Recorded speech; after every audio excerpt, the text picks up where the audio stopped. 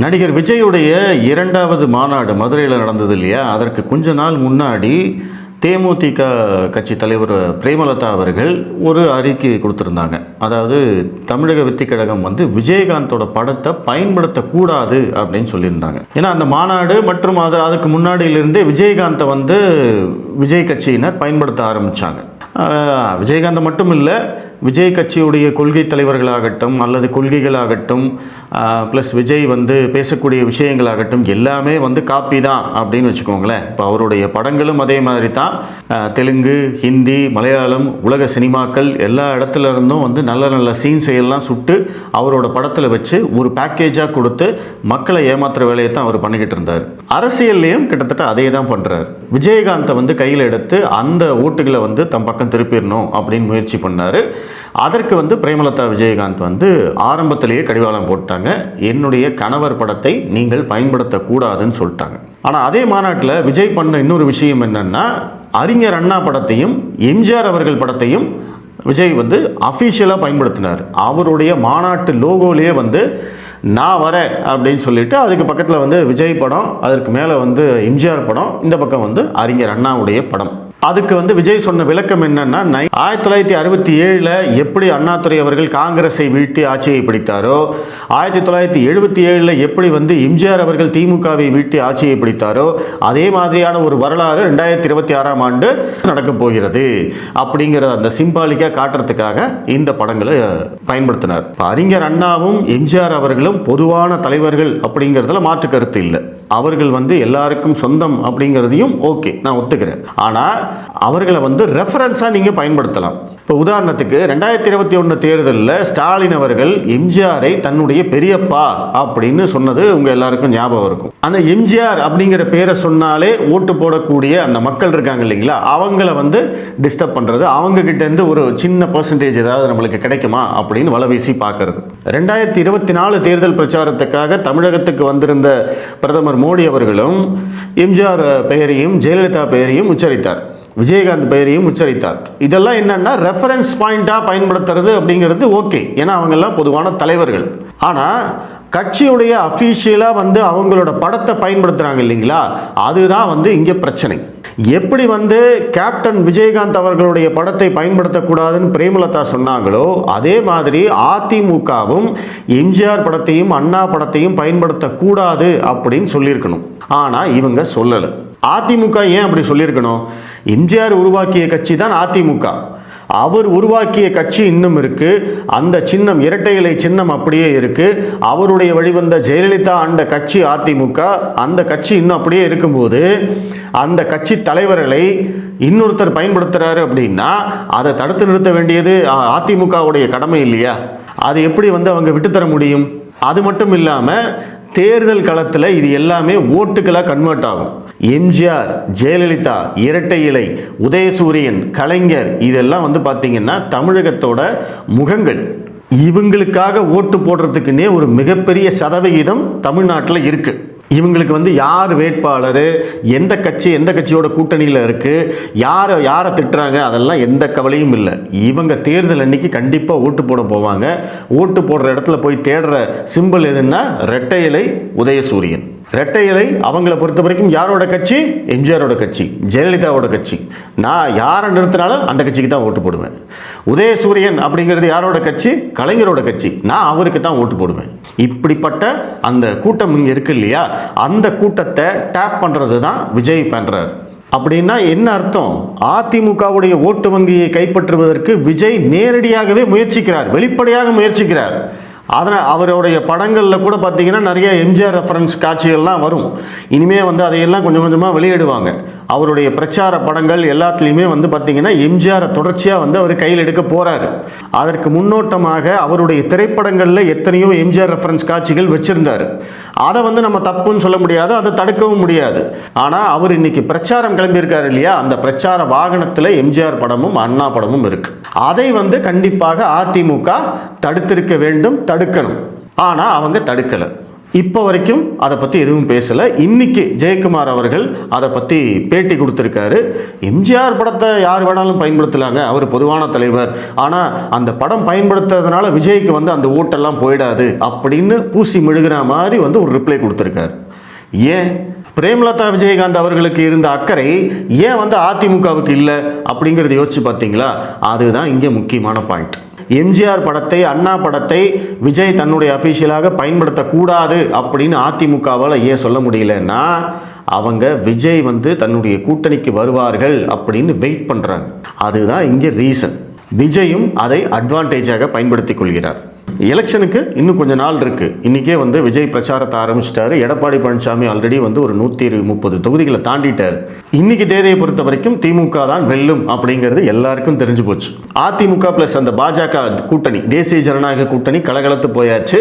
இன்னைக்கு அந்த கூட்டணியில பாஜகவை தவிர வேற யாருமே இல்லை அப்படிங்கிற நிலைமைக்கு வந்துட்டாங்க.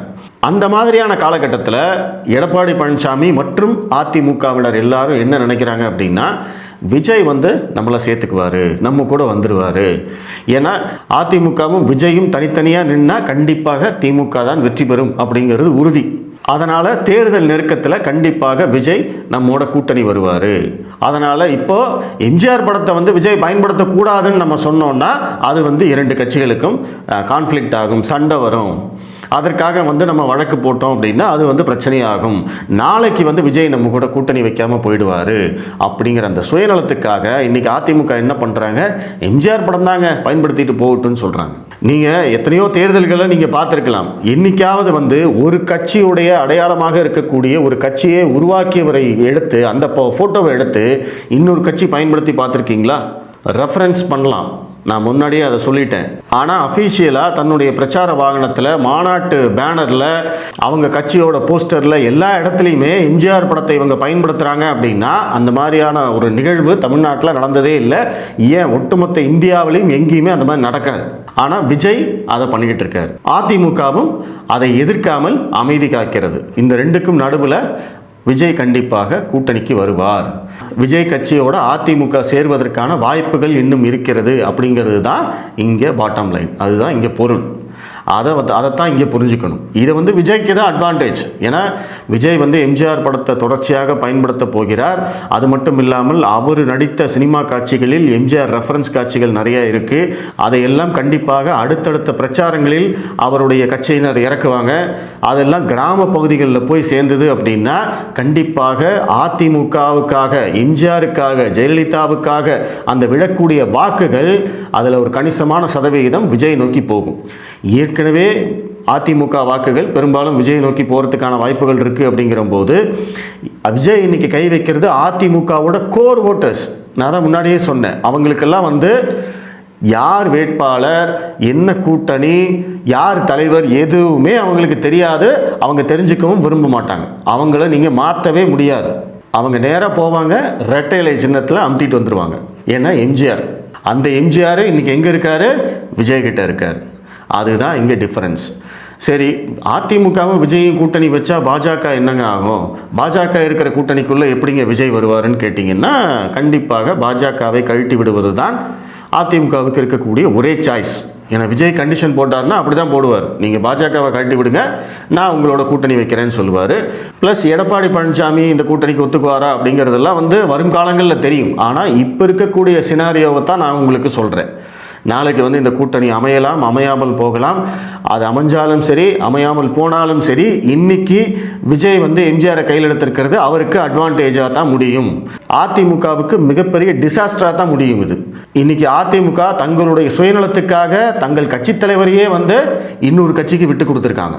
காரணம், விஜய் வந்தால் வெற்றி உறுதியாகும் அப்படிங்கிறது அவங்களுக்கும் தெரியும். அது அவங்களுக்கே பேக் ஃபயர் ஆகிறதுக்கான எல்லா வாய்ப்புகளும் இருக்குது அப்படிங்கிறது தான் இதுலேருந்து நம்ம தெரிஞ்சுக்க வேண்டியது. ஸோ இந்த இடத்துல தமிழக பாஜக, டெல்லி மேலிடம் இதை உன்னிப்பாக கவனிச்சிட்டு இருப்பாங்களா, இது அவங்களுக்கு தெரியுமா அப்படிங்கிறது இன்னொரு கேள்வி. விஜயை அதிமுகவினர் விமர்சிக்கிறது இல்லை, இத்தனைக்கும் அவர் வந்து பார்த்திங்கன்னா கொத்தடிமை கட்சி அப்படின்னு மாநாட்டிலேயே சொல்லிட்டாரு. ஆனாலும் இவங்க விமர்சிக்க மாட்டேங்கிறாங்க. இப்போ சமீபத்தில் நடந்த பிரச்சார பயணத்தில் பாஜகவை வந்து விமர்சிக்கிறார். பாஜக வந்து துரோகம் செய்கிறதுன்னு சொல்கிறாரு. ஒரே நாடு ஒரே தேர்தல் திட்டம், டீலிமிட்டேஷன், அது இதுன்னு ஏகப்பட்ட விஷயங்களை பேசியிருக்காரு. அதற்கெல்லாம் தமிழக பாஜக வந்து எதிர்வினை ஆற்றும் அப்படின்னு பார்த்தா இவங்களும் சைலண்டாக இருக்காங்க. அப்போ தமிழக பாஜக எதுக்குங்க சைலண்டாக இருக்கணும்னு கேட்டால் இவங்களுடைய நோக்கம் என்ன? நம்ம எப்படியும் அதிமுகவோட ஒட்டிக்கிட்டு இருக்கோம். அவங்க என்ன சொன்னாலும் இப்போ கேட்குற நிலைமைக்கு நம்ம கட்சி வந்தாச்சு. என்ன கண்டிஷன் போட்டாலும் நம்ம எடுத்துக்கிறோம். அதனால் வந்து நம்மளையும் வச்சுக்கிட்டு விஜய் கூட்டணியும் வந்ததுன்னா நம்மெல்லாம் எம்எல்ஏ ஆயிடலாம். கன்ஃபார்மாக வந்து ஒரு 5 சீட் 6 சீட் ஜெயிச்சிடலாம். நம்மளுக்கு எந்த தொகுதி கொடுத்தாலும் நம்மளை ஜெயிச்சிடலாம் அப்படிங்கிற அந்த நப்பாசை தான் இன்னைக்கு என்ன பண்ணுறாங்க, விஜய்க்கு எதிர்வினை ஆற்றாமல் தவிர்க்கிறார்கள். விஜய் பேசி 2 நாள் ஆச்சு. 2 நாளாக வந்து அதற்கு யார் வந்து இங்கே எதிர்த்து பேசியிருக்காங்க, விஜயை விமர்சிச்சிருக்காங்க? எப்படியா நீ ஒரே நாடு ஒரே தேர்தலை பற்றி சொல்லலாம்? உனக்கு என்னையா தெரியும்? டீலிமிட்டேஷன்னா என்னன்னு தெரியுமா உனக்கு? எதுவுமே தெரியாமல் இப்படி பிரச்சாரத்தில் வந்து பேசிகிட்டு இருக்கியே அப்படின்னு விஜயை பார்த்து கேள்வி கேட்டிருக்கணுமா வேண்டாமா? அதுதானே ஒரு மாநில தலைவருக்கு அழகு. இதற்கு முன்னாடி அண்ணாமலை மாநில தலைவராக இருந்தபோது அதைத்தானே பண்ணிக்கிட்டு இருந்தார். ஒரே நாடு ஒரே தேர்தல்னா என்ன, டீலிமிட்டேஷன்னா என்ன, இங்கே ஜிஎஸ்டி பிரச்சனைனா என்ன, எல்லாத்தையும் வந்து பொதுமக்களுக்கு, தமிழக மக்களுக்கு எடுத்து சொன்னது யார்? அண்ணாமலை. அதுதான் எதிர்க்கட்சிகளுடைய அந்த பொய் பிரச்சாரத்தை முறியடித்தது. இன்னைக்கு மறுபடியும் ஒரு பொய் பிரச்சாரத்தை பண்ண ஆரம்பிச்சிட்டாங்க. ஆனால் இதை இவங்க வேடிக்கை பார்க்குறாங்க. அதுக்கு காரணம் என்ன? சுயநலம். அதிமுகவோட கூட்டணியில் அப்படியே ஒட்டிக்கலாம், ஜெல் ஆகிக்கலாம், கெமிஸ்ட்ரி ஒர்க் அவுட் ஆகணும். அந்த கூட்டணிக்கு இப்போ அதிமுக வந்து விஜயை திட்டுறது இல்லை. நம்ம வந்து விஜயை திட்டினோம் அப்படின்னா அதிமுக தலைமை வந்து கோச்சிக்கும். அவங்களுடைய கோபத்துக்கு ஆளாகக்கூடாது. அவங்களுடைய குட் புக்லேயே நம்ம இருக்கணும். அப்போ தான் நம்மளுக்கு சீட்டு கிடைக்கும். அப்போ தான் நம்ம எம்எல்ஏவாகும். இந்த சுயநலம் தான் அதிமுக ப்ளஸ் பாஜக 2 கூட்டணியுமே அடிக்க போகுதுன்னு நான் நினைக்கிறேன். மேலோட்டமான அரசியலை பற்றி நீங்கள் நிறைய பேசியிருப்பீங்க. ஆனால் விஜய் வந்து எம்ஜிஆரை கையில் எடுத்ததற்கு பின்னாடி இருக்கக்கூடிய இந்த அரசியலை உங்களுக்கு சொல்லணும் அப்படிங்கிறதுக்காக தான் இந்த காணொலி. இது பற்றின உங்களுடைய கருத்துக்களை தெரிவிங்க. மீண்டும் சந்திப்போம். நன்றி.